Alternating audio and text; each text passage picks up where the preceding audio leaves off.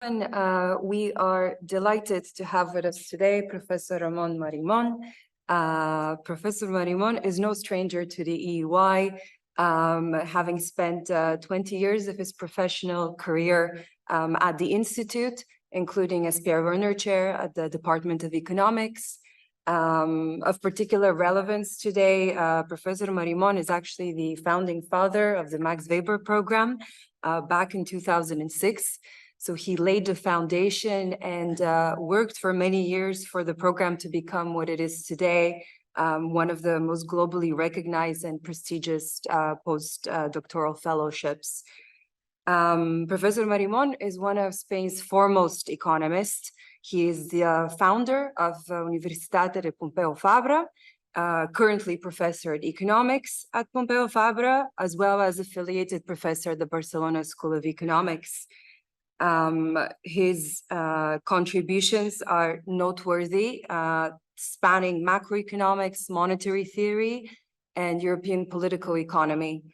Beyond academia, Professor Marimon has also spent years as Secretary of State for Science and Technology in the Spanish government, and he has been an influential voice in European institutions as well. Today, we're going to speak with Professor Marimon about his design proposal for a new financial stability fund.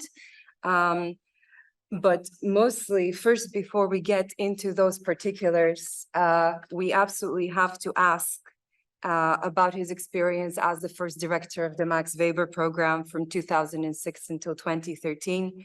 Obviously, we're a little bit biased, but the program has become an extremely competitive and prestigious postdoc program in Europe and globally with 20 years of existence. So I was wondering if you could tell us a little bit more about the thinking at that T0 when things were happening, the mission of the program as you envisioned it, and maybe even the growing pains in the beginning, and how do you imagine maybe it's further evolution from what you see currently happening? Thanks, Anna, for the introduction. And for me, it's a pleasure to come back to the Max Weber program, of course.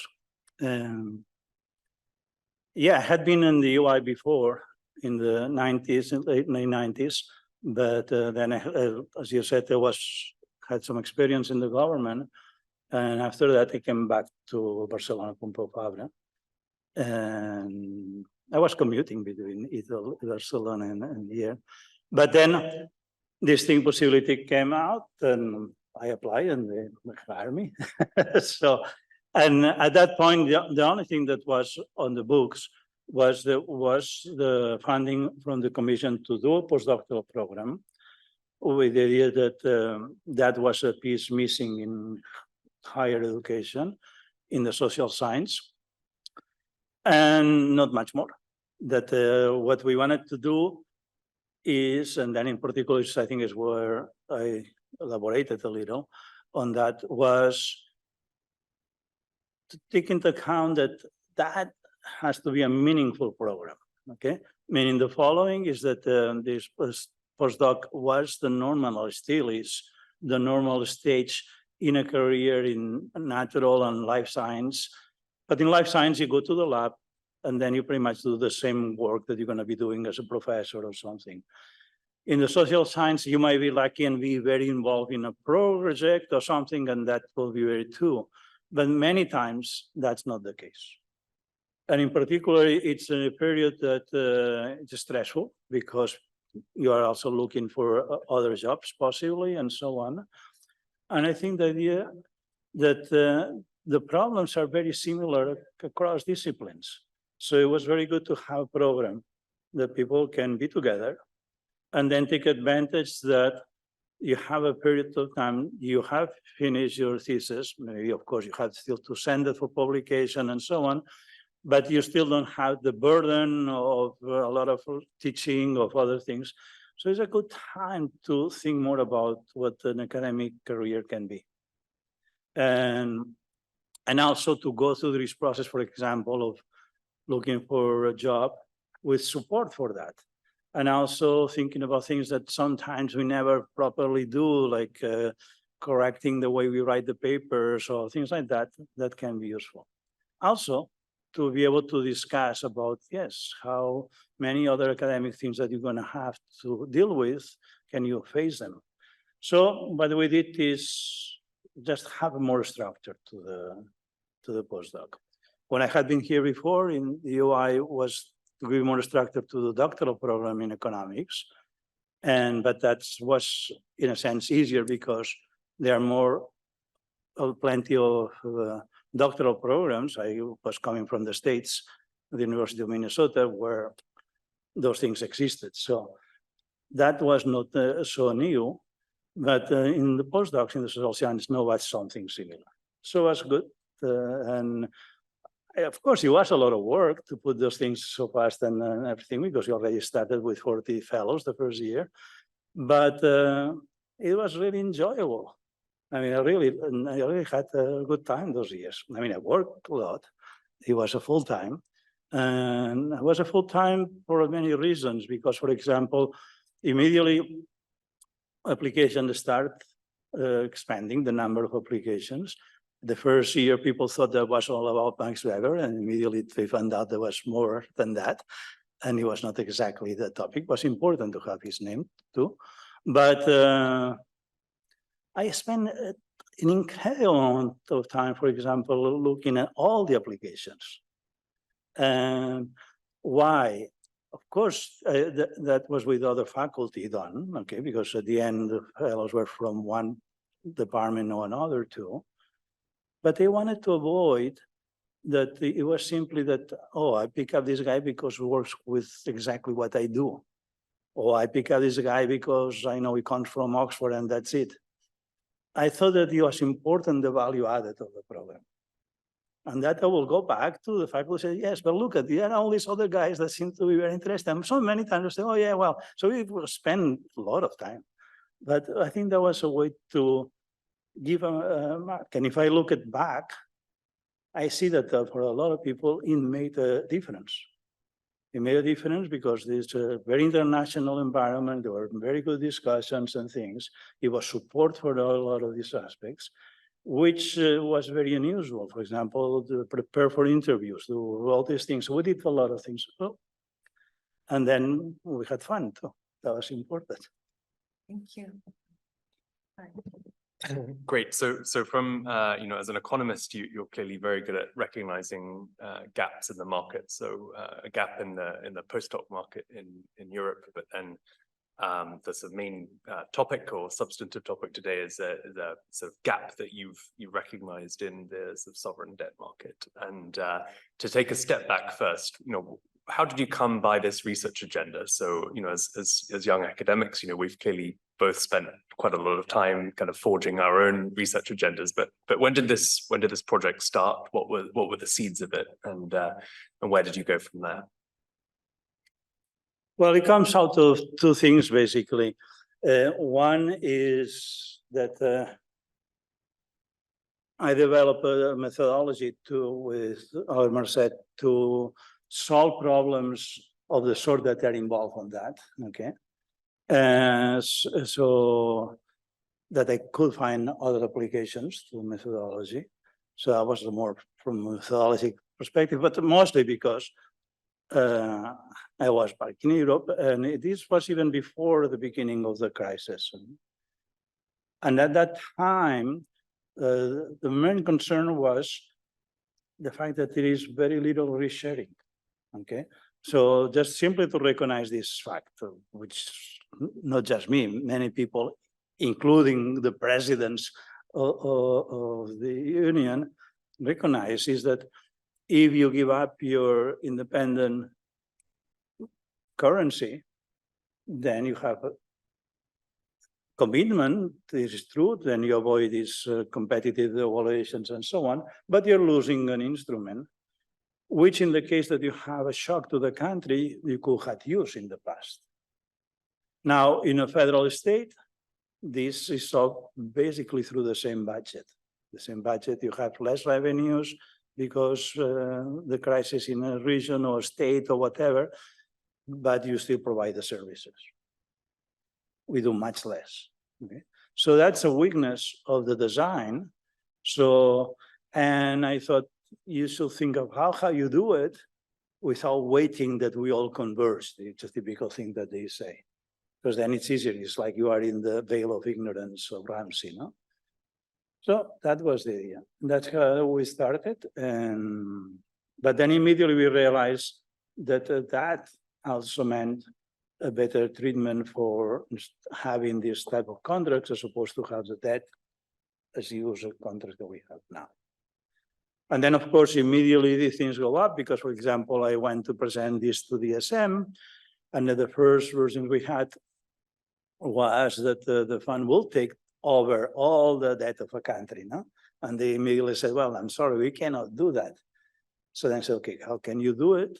With if you work like DSM or you have minimal capacity, and how you simply complement the private market. So it's been a process. And then at one point also you say, well, but even that it might be limited the capacity of an institution like the DSM. And say, but on the other hand, we have seen the experience of the ECB, which has been very important in the crisis. But the ECB as a central bank cannot take any risk. Okay? So then it's okay, but you see, both can complement well. So this has been a sequence of papers with I have good co-authors. One of my students who's just finishing now, just submitted, Adrian, which is one of them. But also one of them is a professor in Wuhan, so I follow all this COVID from day one. So that's how we developed, basically. To that end, if I could follow up, how do you envision institutionally who does what? If we have the current European institutions, the ESM takes over the fund, the ECB supports, you had mentioned the transmission protection instrument in your presentations in your paper. Perhaps the Commission carries out the surveillance through the European semester. Do you envision an integrated system as such? Yeah, I mean, I think that, as I mentioned, I think it's like in two phases. So I think the first phase is do it now. Right? Nothing that is presented here cannot be done in the current legislation, the current treaties and everything. So it's possible, and that's something I discuss in different institutions. It's true that these institutions talk to each other. I mean, I'm not saying they talk quite a lot, but this is different from really putting things together, okay? In a sense that to be sure that when we do the debt sustainability analysis, that now is in part in the Commission, but then the DSM does a little and so on. So I'm not saying it should be only one doing it, but it has to be clear at one point there's a consensus on that. It has to be a consensus that maybe we need more transparency in some accounts to be sure also we know which liabilities are pending in some countries or not. I mean, the surveillance that I was mentioned before that we have now in Europe is incredibly better than the one it is in other countries or federations like the United States. Yet I think that we could realize this much better. There is much coordination, more coordination, and then in particular you use this to design contracts, such as one I'm proposing, that can be more efficient for those countries. That's the idea. So, but what I'm saying, but then it gets to a point that you realize that it's not only this, it's the fact that now, for these years of crisis, the European Union now is very different than what it was at the beginning of the century. It's going to be even more different if we now expand it. So it's obvious and it's clear now when they're talking about expansion that changes were needed. I think changes on here are needed too.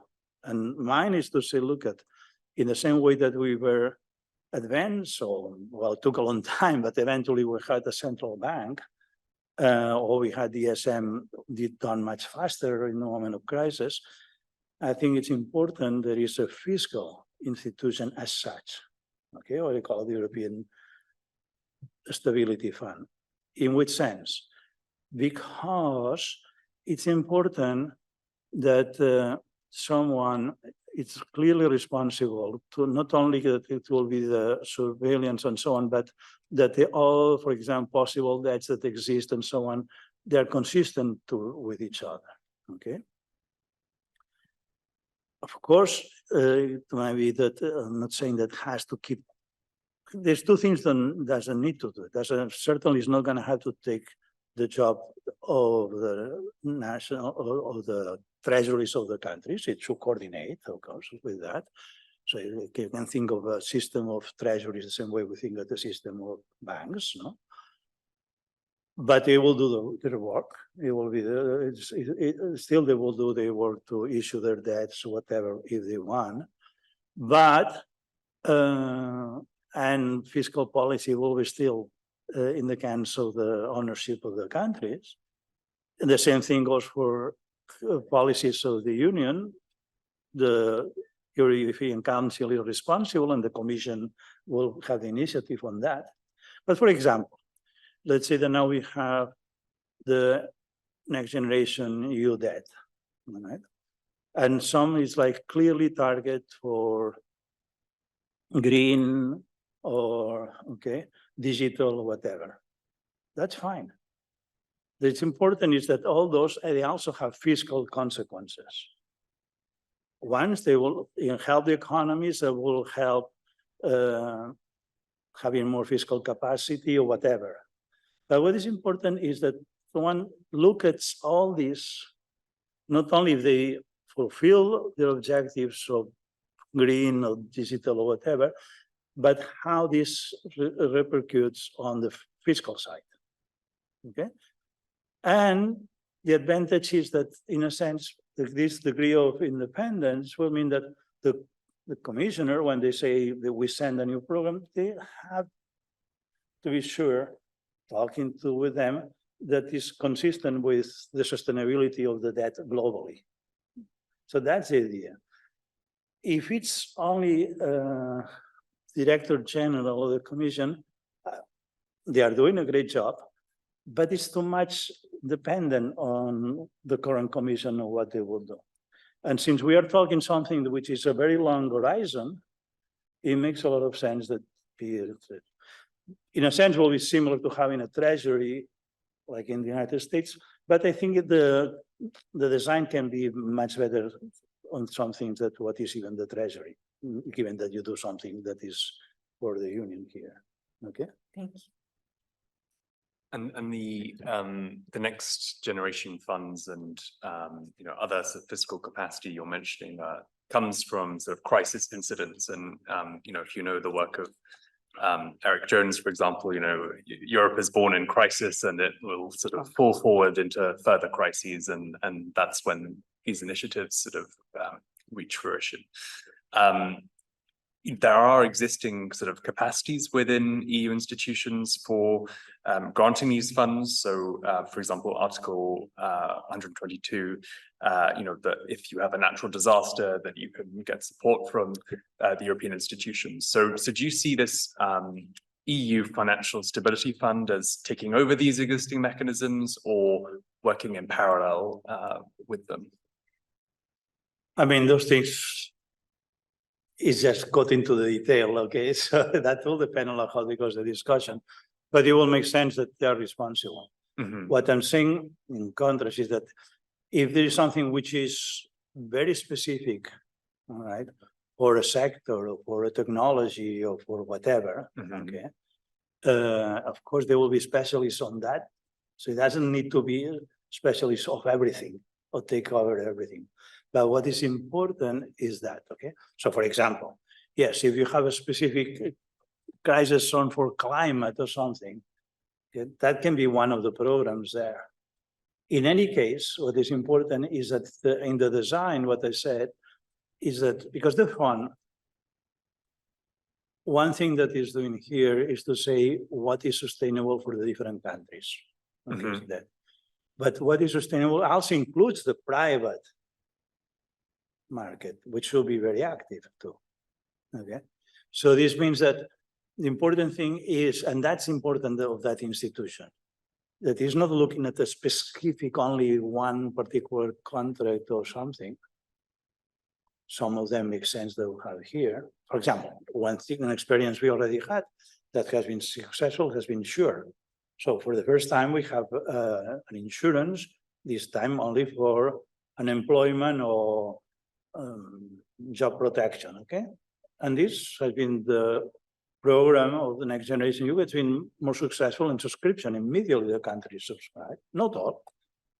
But, okay, so, and this, then you can say, look, there is a component which goes to that. And then it's important is that the accounts for that square.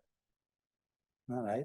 It's important is that they are not designed that because have not taken into account the rest, then in fact spill over in a way that they should not spill over. Mhm. Okay.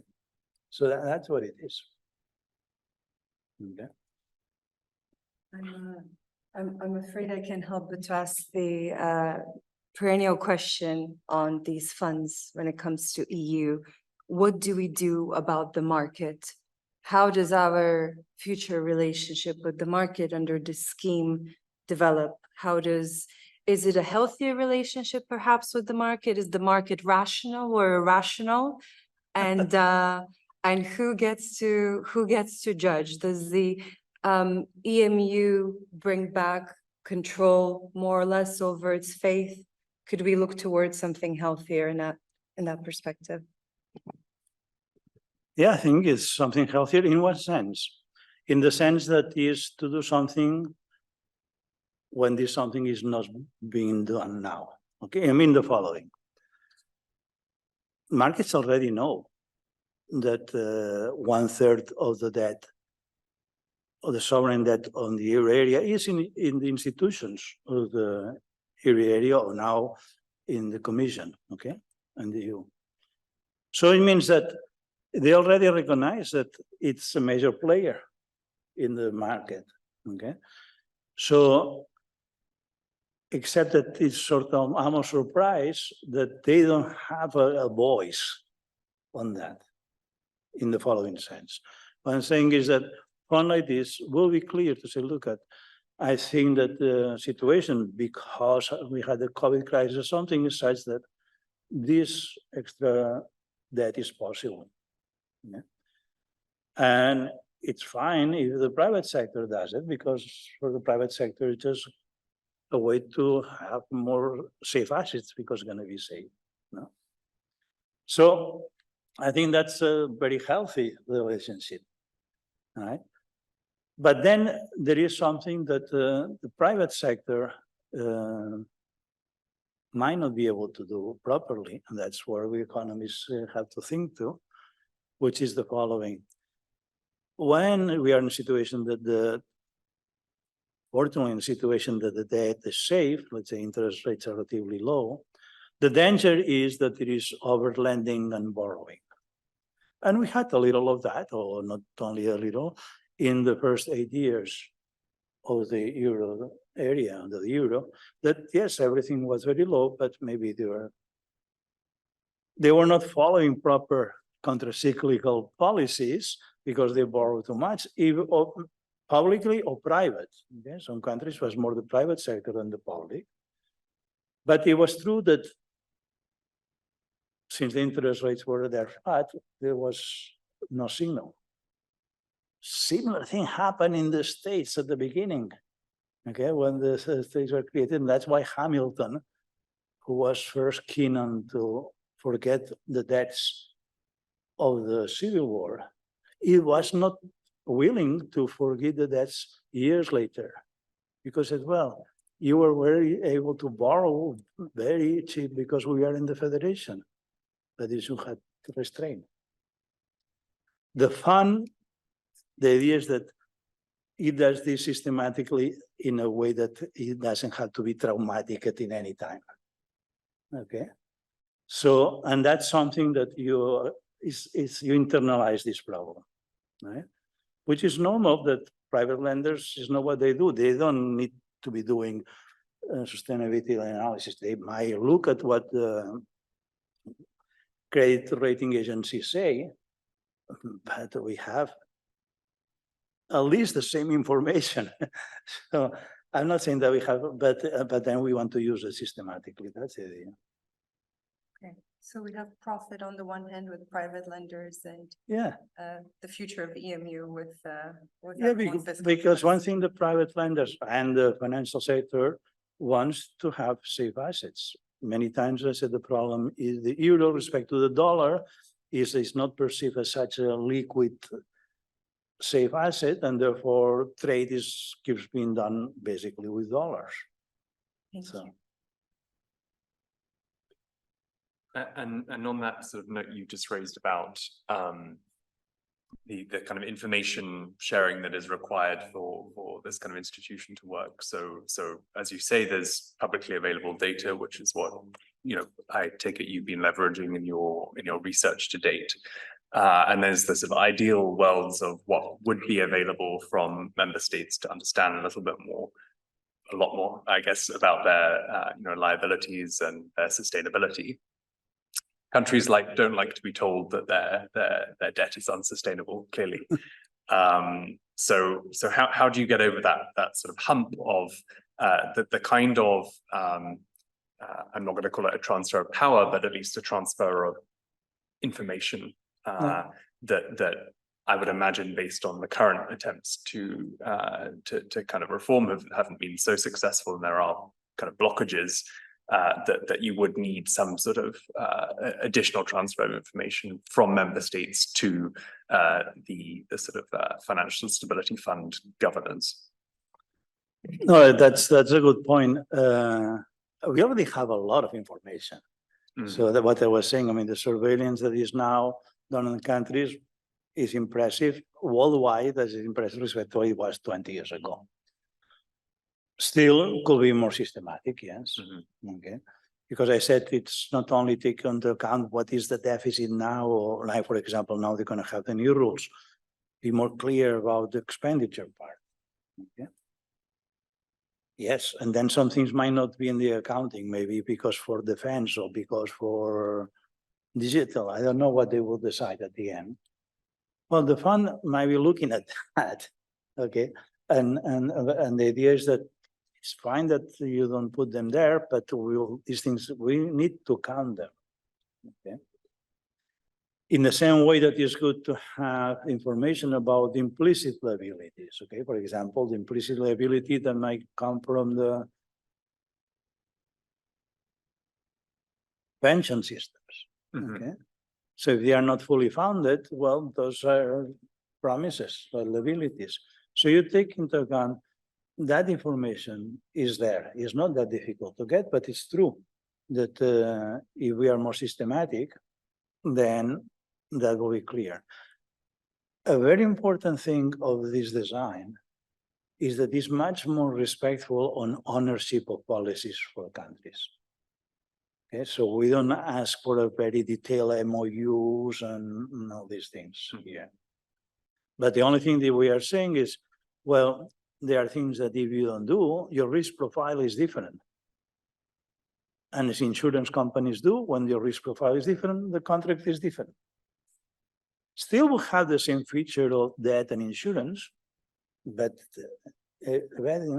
since we cannot have transfers, well, you have to provide more when you are in good times. So that's what it is. Thank you. I need to benefit from your economic expertise, being a lawyer at a disadvantage on the comment on the new rules, so the reform of the Stability and Growth Pact as it is. As I understand it, it is well established that if you apply uniform rules to divergent circumstances, you end up exacerbating the situation.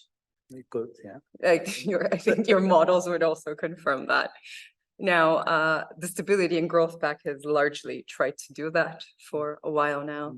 So I was wondering, reflecting on the new rules and the reforms that are being suggested, there's plenty to unpack there. Of course, we can't get into all of it, but what is your feeling about the direction in which these reforms are going, considering they don't seem to be letting go of the initial Maastricht contract, getting back to that, that we should all have converged in order not to share burdens? Well, I mean, in a sense, you want to imply these contracts that will be needed, okay? Because it's not clear that those numbers should be the numbers or what, right? But let's take it that this is how it is. Given that this is how it is, there are two things we have not seen exactly what is going to be the final, okay? But for what we know now, there are things I think they move in the right direction to understand first the importance, which is the sustainability analysis, okay? They make more focus on this, which means that you make more focus that allows you to look at countries differently. Well, you look at the same, but you say that you are very aware that the risk profile of different countries is different. And this is very important, in particular, if you want to think to go to a larger union, so that you have this perspective. Two, that then you might think, okay, let's focus, instead of having a lot of things that keep changing all the time, focus on expenditures, government expenditures. That's fine, that gives you an idea. However, it's true that, and then immediately some things might be exceptions or some things don't go in or whatever. Still, it's true that you have to account for those things. Okay? Now, the way it is now, since you have the specific to the countries and there's this discussion, there is a danger that again becomes a little too political on looking at every time between the commission and the countries and all these things. That's why, again, it will be better to have a more just purely professional, more independent, say, look at your risk profile is changing this way or another. Or simply, we have making now commitments that we're going to have more expenditures on defense. Fine, what is the implication in the countries? Those are the budgets of the countries, it's not the budgets of the union. But this has implications. So, in a sense, what you're asking the countries to say, well, where are the revenues to pay for that? Or where are the expenditures where you're going to change or something? And it's much better to do it respecting what they're going to say. And then they say something will be fine, but then it's up to them if they're going to do more on social policy or another. Okay, that's not our job. I mean, we might have our own personal opinions on that, but that's not the job. The job here is to say, you come here, this is the risk profile. The risk profile can be different with these policies or whatever. And that's then what we can do, okay? This is designed, yes, of course, to make sustainable. So sometimes you have to do conversions. But I gave you, we did the experiment about how the crisis would have been with the fund, okay, the Euro crisis, and it would have been not an austerity crisis, okay, because we have been used transfer, and eventually they will have recovered, but eventually, and this is using the data that we get from this, it was taking 10 years. That's a lot of time. But maybe if we had allowed ourselves that margin, the situation of these countries will be different. And as we have seen now in the outlook, regional outlook this week, these 4 countries are the 4 countries that the rent per capita, the income per capita since 2000 has gone down. That's very serious. So it's about flexible progress, but together, Yeah. I suppose, or rather together, but flexible. But yeah, but then what allows you a flexible program is to have the authority in the sense of reputation, in the sense that people will see that you are not being manipulated by political things, because otherwise you don't have flexibility. That's the thing like this. And you know, we've got a sort of time for a couple more questions, and maybe you want concluding moment to reflect on the future of this and where you're going next with your research, but also with your policy engagement. But you raised the point about the sort of distributive effects of austerity post-Euro crisis, and we're in a country that is clearly one of those stressed Eurozone countries. But what's in it for the others? So what's in it for Germany and the Netherlands? So clearly this fund is to a degree grappling with the redistributive question of Germany and maybe not quite so much Germany, but even countries like the Netherlands are really cautious about projects and programs that would be having a sort of distributive effect to periphery countries. So can you comment a little bit on how the fund engages with those distributive concerns of some member states? Actually, they should be very happy. Mm-hmm.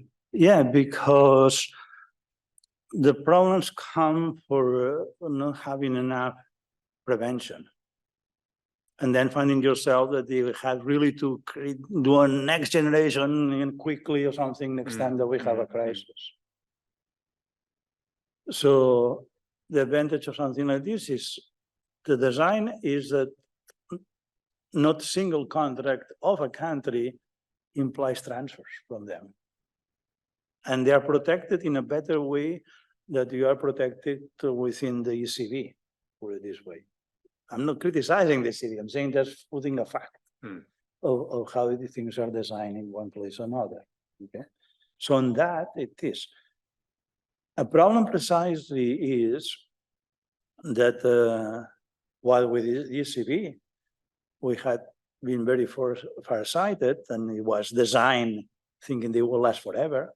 For some reason, I was mentioned yesterday too, when we look at fiscal things, we want to give them short horizon. Okay, and that's not a very good design, given that we don't think that the union has a short horizon. Here, this has happened here with the Next Generation EU. It's a huge amount of funding, which is important, but then since it had to be absorbed in very few years, I don't think that those countries have the capacity to absorb them properly. Some things I'm sure will be very good.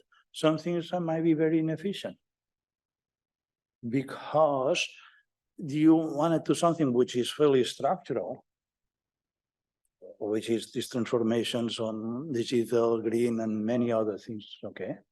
In a moment, you also have to take care of health and defense and so on. Maybe you want to have a longer horizon. But this idea that by giving us, then you are sure that the thing is not going to go out of hand. That's what I'm saying. It's better have institutions, better have longer views, and that's better for these countries. Because at the end of the story is, as much as we're going to be a larger union, or even as the one we have now, the more stable the rest of the union is, the better for you. And those countries have benefited to have a stable union for a long time. So that's what it is. And then a sort of condition therefore needs to be that the fund needs to not be giving too much or too little, right? So it needs to be calibrated. No, but that's what I'm saying. If you give something, it has to be mutually agreed. If we say that, as I said, the design is that in principle, you don't have any expected losses. Ever. But you might say we make exceptions when it's a COVID crisis, when it's something, but those things are very well defined. And mutually agreed among them. And mutually agreed. Okay. And typically at the end of the story, they are not be permanent transfers in a sense because another time can happen to you too. Yeah. Okay. But we can just, so what I'm saying is there is a way to do things, but you have to be very systematic. And this has to be publicly understood by everyone, all right? And with this idea that, yes, here we are forever, okay? As institutions, as countries, and so on. So that's the way. So I think we've got time for one last question. I was going to say I can help myself. I'll ask one last question. Sure. I'll try to be short and I'll have to ask you to be short too. Speaking of horizons and of doing things with the idea that we are here for a while, but also a lot of policies happen upon the EU in crisis or in reaction, also because the instruments are not readily available and thought through to begin with. So in relation also to the fund, you had mentioned that it should probably hold a lot less debt than EU sovereign debt than is currently being held in European institutions, which is sitting at around 30% and then some. So I was wondering, I suppose when the ECB started its quantitative easing program, there was a time horizon on it, but it was also just a tool at the time. Yeah. And now there's the questions of what do we do with it now? So this amazing amount of debt, how should the ECB, I suppose in particular, divest of it? What comes of it? That's a very good question. But that's what they were saying. This is important that is not that's perceived as only a problem of the ECB, but as a problem of debt policy, at least in the euro area. Okay.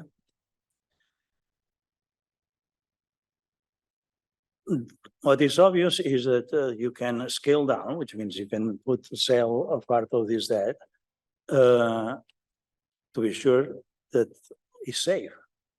Okay, so that's again, we come back to the same thing. To have the fund that provides more guarantee or in whatever form, because it's what we do now, or because later on we have the institution, okay? It's the best signal that you can have for the ECB to say, yeah, it's fine. You can just put more of this debt into the market and it will be traded and will still be safe. Okay, so can the leverage of that, but you need to do it in the right moment and with the right understanding. And it's very good if this, of course, the ECB is the first one to decide, but it's very important that they also have this backup in a sense, okay, to see that from the perspective of one who's doing now this fully surveillance of the ESG and everything, that can be done for these countries, okay? So, and something like this will need to happen eventually, so, yeah. Okay. Thank you. Thank you so Yeah, much. thank you so much for your time. No, thanks for you. As I said, it's a pleasure to come back and see that the macroeconomics program is doing fine. Okay. Good. And what's next for the fund? What's the sort of next stage of the project? And then we'll leave it there and close off. I'll keep doing research, but maybe I should talk to people more too. So Please do come and talk to us anytime, of course. No, because it's true. It gets to a point that lawyers are needed, okay, to put these things in order. Of course, these places have lawyers too, but I think it's very important. And as I said, one thing that will make a healthy system is that the independent institutions being strong, even at the one at the fiscal board at the union level, as independent institutions, because then it's the best way to check balances, checks and balances on all this stuff too. Okay. So, And of course, political scientists to make sense of what lawyers and Yeah, of economists course. are doing. of course, because they can see more about what is feasible or not. Okay. Good. Thanks. Thank you. great. Thank you so Thank much for you. your time today.